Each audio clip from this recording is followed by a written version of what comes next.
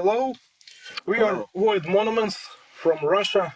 Yes, today is windy and frosty outside. There's nothing to do on the streets. So let's make this podcast. Oh, awesome, man! I hope you guys are nice and warm inside. The weather is a bit opposite in Australia. It's hot and humid in Sydney, so different side of the world. But basically, Headbangers Australia's been following Monuments with your campaign, with the releases that you guys have put in your album. Posthumous Imprecation.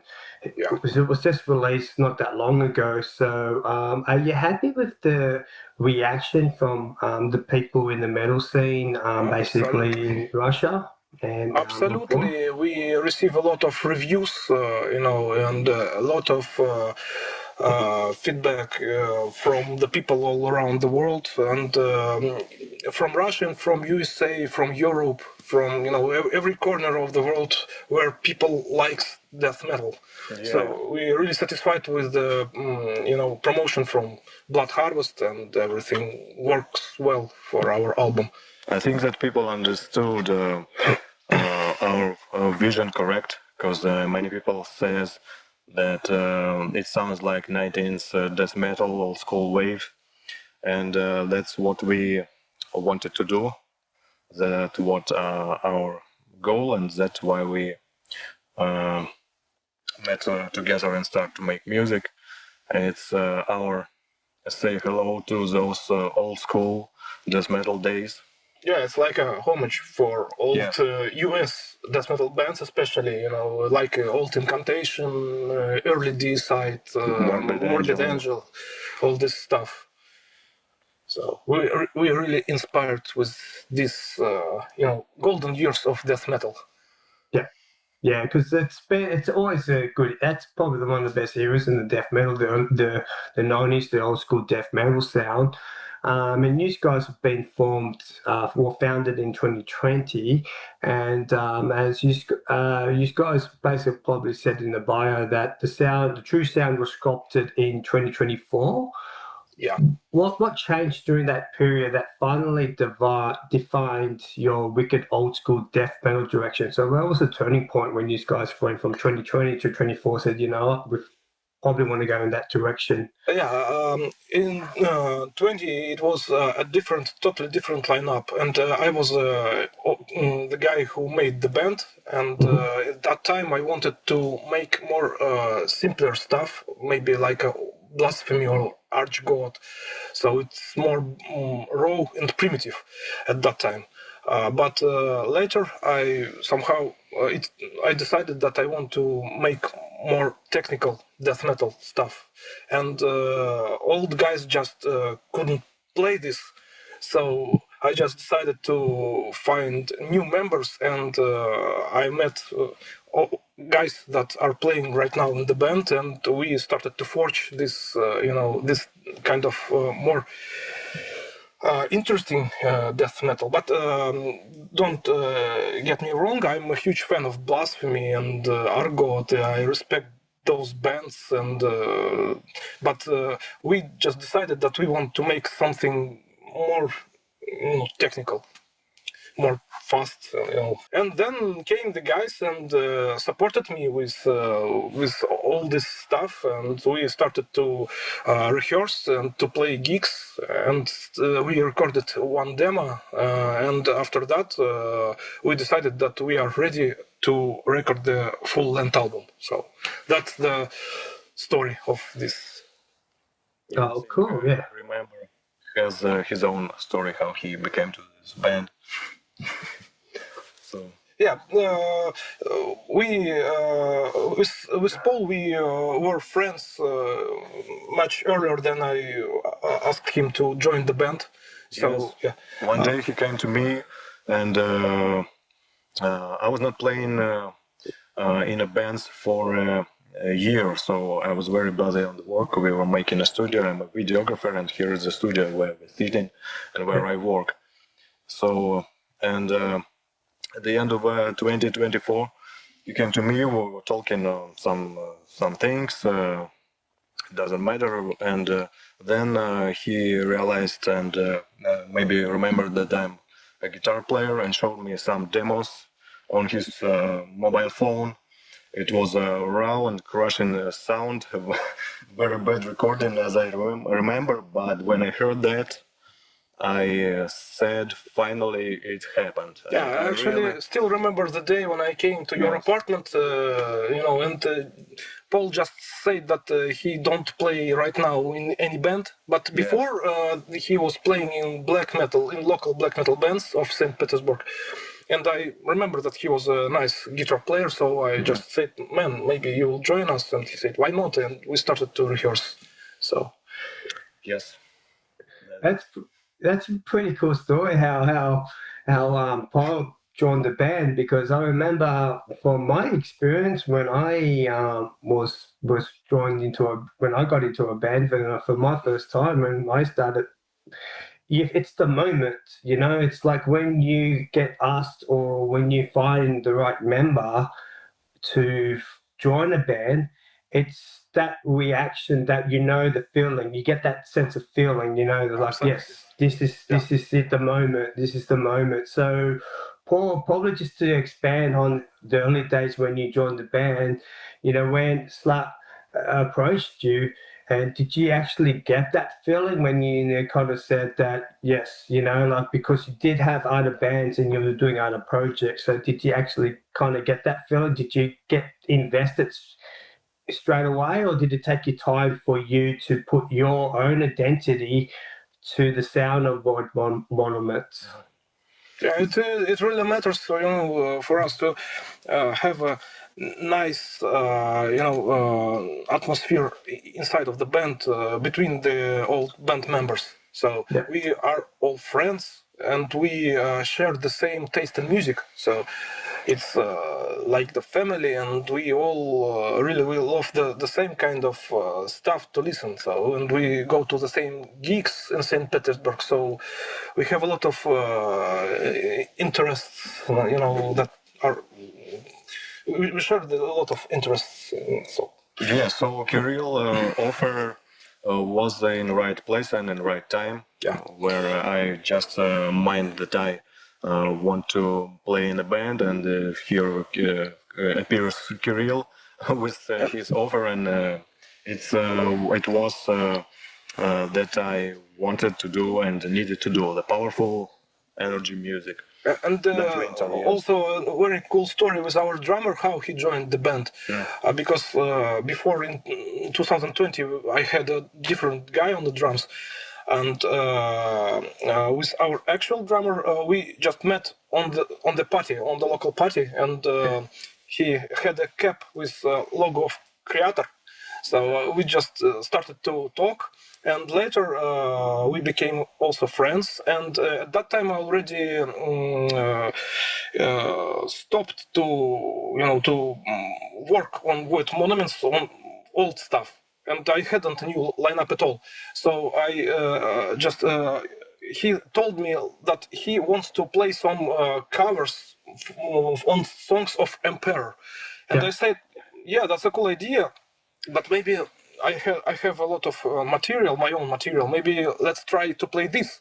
And in the end, we didn't play any covers of Emperor. We just started to play our stuff. Cool, man. That's cool, man. And then basically the chemistry, what you produced on the album, it does sound like a whole band. It doesn't sound like a project. It sounds like a whole unified band. With the debut album, having that 90s old school death era, that spirit, because you do feel it. But I probably, from my own personal experience, when I do listen to your music, I do get a bit of elements of the black metal kind of coming in, even that's not really the old school death metal, but I see it's more blackened because I hear elements of black metal in some kind of style in the voice, because the mood, when I immerse to the album, it's very dark. It's also very the dooming kind of side. So when I look into the era of the 90s death metal, I think it's very important for bands to honor the roots, but at the same time for them to have their own sound. So I guess my question is that how do you guys produce an album where you wanted to keep kind of like honor the traditions of your influence, but also where it doesn't sound too nostalgic, but more of a directive kind of approach? Do you guys feel like there's a kind of like a balance where you need to go, look, we want to play what we want to like, what we like to influence, but we also want to make it sound like its own? We are all of us. We have a big, musical background. We played in different bands, and part of us played before in black metal bands. So that's the reason why you hear this influence from black metal. But we wanted in Void Monuments, we wanted to play exactly the death metal without black metal, not a black death metal or something like this. We wanted to make death metal, but dark and sinister, So we wanted, our aim was to build this evil atmosphere inside the classical death metal riffs. So it should be death metal, but with dark and sinister atmosphere. So it was the aim. And also I wrote very conceptual lyrics. They are, very evil and blasphemous, and that's the concept of our band. It's like a dark and blasphemous stuff. So it was our aim to do this kind of stuff. So, but at the same time, as I said before, we wanted our band to sound absolutely in the way of old death metal bands, but for sure with our own face, So we don't want to copy the guys that we are listening to. We want to make it something special. So, but I think in the end we did it. So yes, I really like the result. And we were using tuning D on our guitars that make the sound bright and like in classical metal bands. So we're not using the low tuning, and all this stuff. We're I don't know. I am tired of it. So for the first album, that was interesting to make more classical sound. Yeah. So it brings more melodical. It sounds more melodical, bright, and in that in the one time is crushing and heavy. And I like how solo sounds in this tuning. Cool. Because when you say D, is that just drop D on the drop D tuning? No, it's a D standard. D standard. Yeah. D standard is probably the for me personally, D standard tuning. It's for I think it's just the perfect tuning for metal. Because it's not standard. It's not too low. It's just this, but I always find that most of the best tunes are in the D standard. So because it does have that balance and it does sound dark and it does match to how musically it is. And I think that the lower that you get, which sometimes it's good in a positive way because it sounds more low, but then sometimes if you want to do leads or you want to sound monolic, I think the lower that you go, the more you have to find challenges to work around it. So the D standard is actually a good tuning. So it's pretty cool, man. And I'll basically, I'm probably more for both of you because when you guys have been together with writing the songs, putting the project together, did you ever get stuck on one particular song during the process of the recording or when you're making new songs and you're like, fuck, man, this fucking song, it's fucking there, but it's like, I don't know what to do with it. And then you listen to the recording and you go, that song, it's always a pain in the ass, but I'm glad it turned out good. Did you get one of those? Did you have like any of those kind of moments when you're like, fuck, man, this fucking song's giving me the shit, but I'm happy the way it turns out?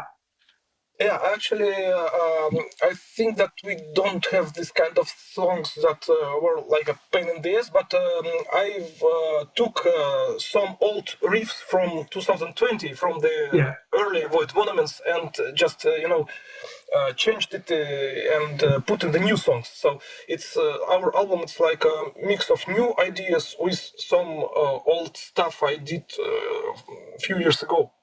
So, but all the songs were written very fast, and I think it was a very natural process. So I just made the whole structure and all riffs, and Paul made solos very fast. So I just discussed with him the concept of solos, like I wanted to hear it and how it should sound.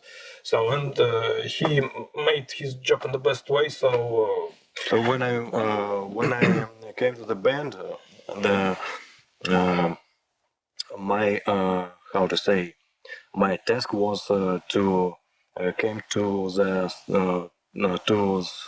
role of solo guitarist, but soon we understood that we have some kind of different and interesting visions on this, and two brains are better than one, and we decided to how to say, to we decided to separate our souls. I mean, separate our souls in different songs. Yes, and maybe in new stuff we will play two solos, Maya and Kirill, and one solo. It's a classical approach, like an old Slayer, when Jeff Hanneman and Kerry King played their own solos all together. So some solos are made by me, by myself. So some solos are made by Paul. So yeah, it's like a teamwork. But in the end, the process was very interesting, and I can't say that some song was like a pain in the ass or something like this. Everything was fast, very natural process, And in the end, we recorded everything. Our drummer, actually, he is a guy who made a mix and mastering of the album. So we worked with him, and it's very comfortable, to work with your own band member. So in the end, we did everything in the best way we could do, and we are very satisfied with the result. So and we are really happy with all the songs. For sure, everyone in the band has his own favorite songs in the album, but I think there is no weak tracks. So we are really satisfied with everything. And think about the sound of this album. It, in my opinion, it listens very, how to say, very like a live album, and that's true, because when we were recording an instrument, that there is there were usually one double and one set, and the drums were recorded in one set, the bass guitar in two, and the guitars maybe in as I remember, Santa Cruz Fiction was recorded in one set by me, and there were no cutting on little whole drum tracks were recorded at one take, so without any cut. So it's very honest. We were not doing such studio work, like cutting on pieces our parts. Sometimes we didn't use the metronome even, so it sounds very natural. Yeah, we were straight in our drummer, so we decided to it's almost live recording. Save this live atmosphere. I think you can hear it through our recording. Yes, and I really liked it. It's not a plastic sound. We wanted to do it more organic. Organic, because there's pros and cons, to what, if you're organic or non-organic. As a musician, for me personally, I find when it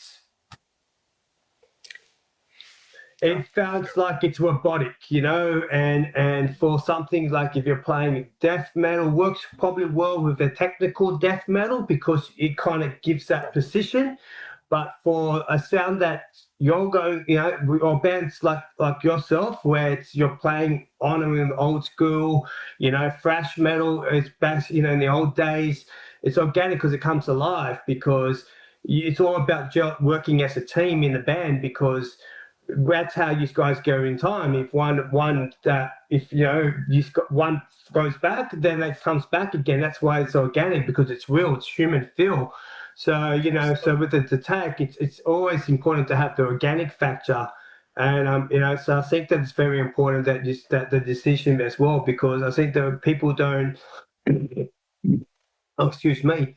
I think that people, that I probably talk to about music, that they always into they go, oh, we have to have the metrodome and this and that, and I'm like, look, it's important to have it, one way, but you want to sound more real, organic, because it's easier for people to engage to the music, because it's loose, it's human, it has that feel. So I think that's kind of important, that you kind of said that, we played the drums and we did one take, and with load and the live feel itself, because I think that's what I got out of it. You did get out of the live feel. It's basically it's organic. So I think it's a very important direction, and I think not many bands really want to go through that direction. Some, a lot of, I will say some do, some don't, but I think that ones that do take that organic approach, I think I'll have to put my hand up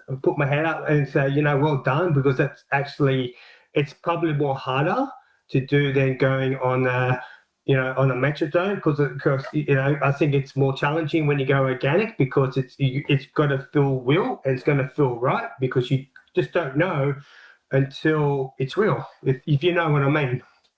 Yes, Yeah, and also, and I always keep this question in my head, that if you can't record the whole album like this, how you play live shows, so we play our lives straight, like we're playing it and I always, like we played it on our album. Yeah, and I always think about old bands like Motorhead, and all the stuff like early Incantation, Onward to Golgotha album or something like this.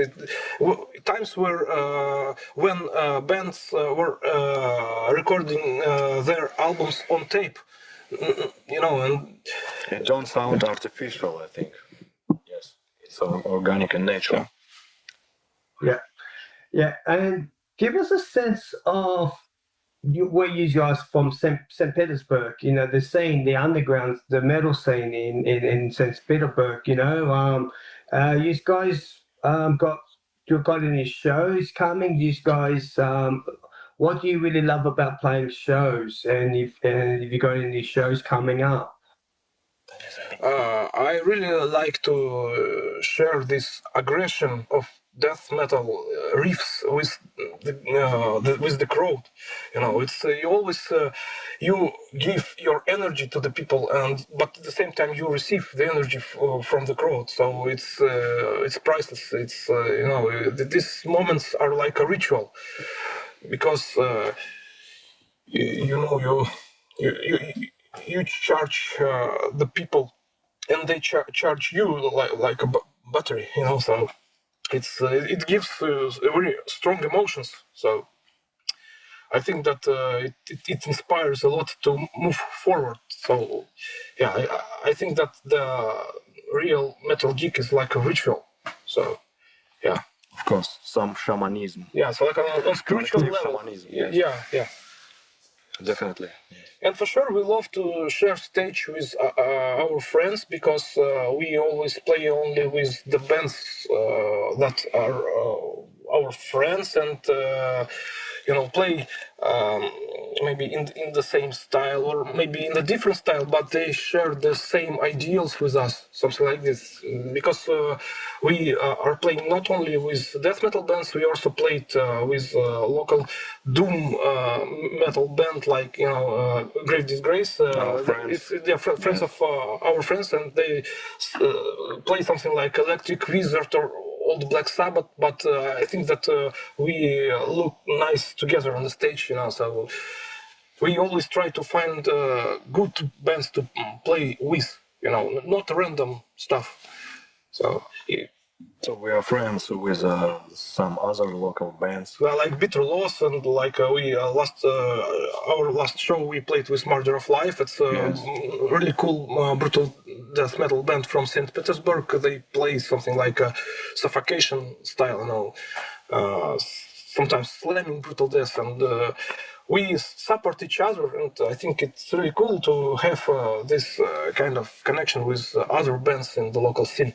The guys from band Gosudar helped us with our first cassette. You can check the label. Yeah, they released our album on tape. The guy from Gosudar from Moscow, he has his own record label, Supposed to Rot, and he released our album Posthumous Imprecation on tape before Blood Harvest released it on vinyl and CDs. So I think it's very important, to have a connection with other nice local bands, to have this kind of brotherhood.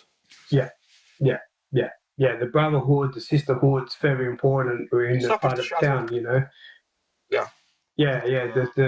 It's good to have it. Constructing a local scene. Yes, it's very important. Communications, yes.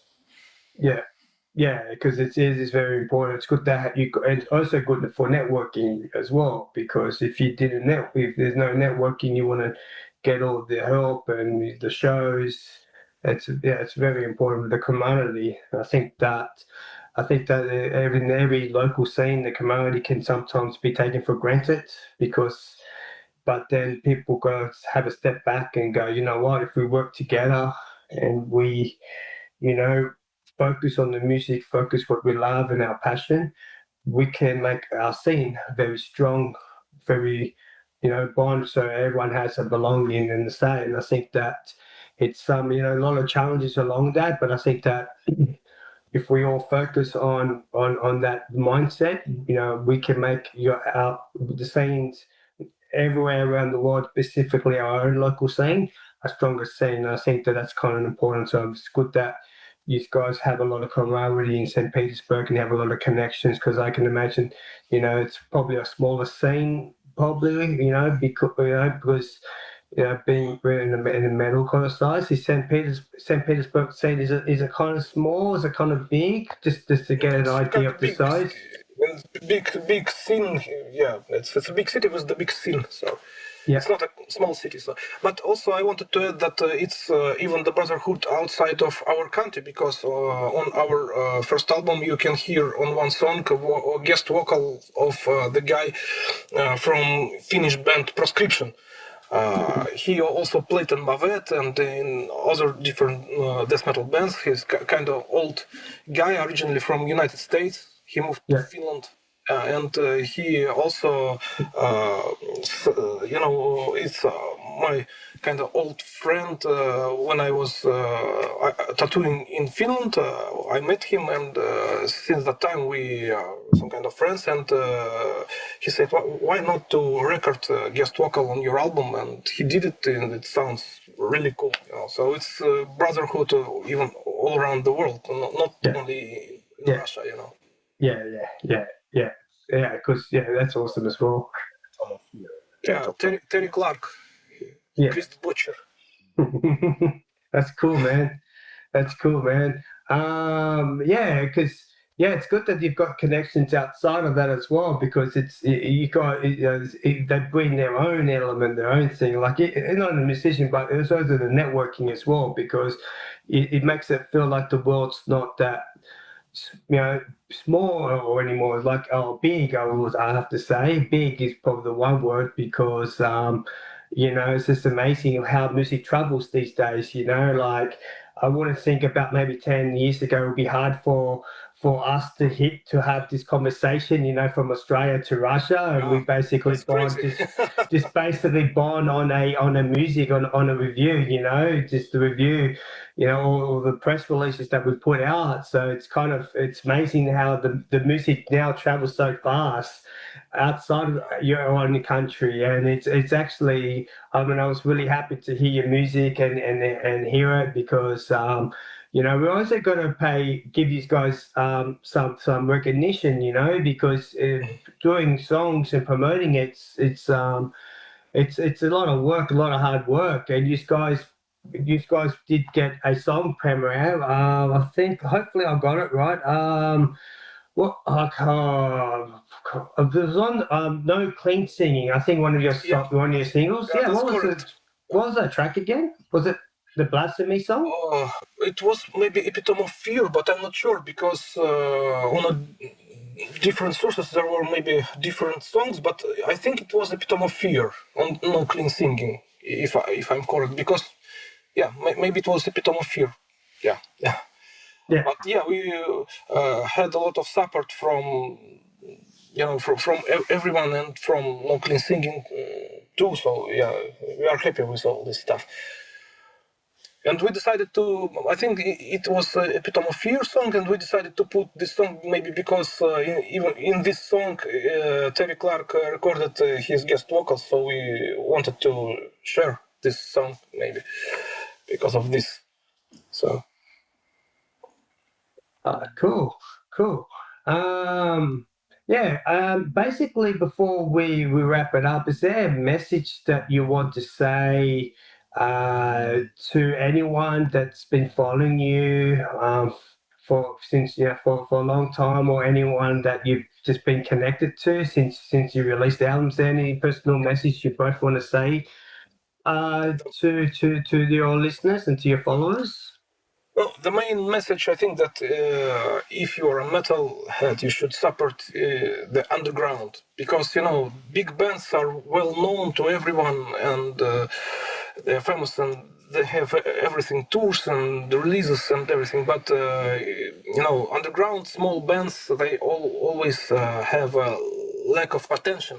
So I think that it's very important to visit local gigs, to buy CDs, tapes, vinyls, not just download it from the internet, but but support the band. So the main message is to support the underground, because underground will live only if there will be people who are interested in it, and so that's maybe the main message. And if you are talking about the message behind our band, I mean the lyrics, etc. So in that case, the people just should read the lyrics and they will understand everything. But it's just it's kind of philosophical stuff, anti-religious, and I think that people just should open their eyes, and to see far beyond the boundaries of religion and this cage of modern world, and so that the message behind our lyrics. So. Yeah, Kirill said it all. Definitely. Cool. And finally, this is probably a question that I probably just stole off my colleague, Camille. She normally asks her guests one word or one feeling about their album or their music. So, in one word or a feeling, how would you describe Posthumous Imprecation? Imprecation. So, excuse me. Yeah, hopefully I pronounced it right. So, how would you guys describe it in one word or a feeling? Sinister, I think. Don't know, maybe ritual, in my opinion. All right, cool. There's a bit of It's in common, common thing. Yeah, Not from track to track, by the common atmosphere of it. About chaos, about destruction, about black monolith and such things. Yeah, and Paul said about the monolith and destruction. Our title, our name of our band means, the Void Monuments is like a monuments of emptiness, like a chaos, like a monument to chaos. So the message behind the name of the band is like a monument to chaos. So like a chaotic meditation, I think. Yeah. Awesome, man. And guys, please follow Void Monuments. They are an awesome band from Russia. Very, as you can see in the interview, they really love their metal. They're into it. They live by it, and this band's worth pot following into you, listen to you in your, streaming, if you guys can get physical copies or whatever way you can support them. This band's really worth following and add it to your collection for underground. And we also got some of their tracks on our official Headbangers Australia Spotify playlist, so you guys can come in and check their songs. And also we also done a review on them, so go check it out as well on our website, which will be on the video description. Other than that, we would like to thank them for their time, and we're looking forward to seeing your journey and what the future holds. And we'll catch up. We'll catch up going forward. So I enjoyed the interview, and thank you for your time. Thank you for your time too. It's an honor for us to talk with the brother from Australia. So it was fun. It was nice and was very friendly, and we enjoyed the interview and the questions. Thank you very much for inviting us. Thank you for your interest for this podcast, and this is a meaningful thing to make this communication international, into art, into music, in that way.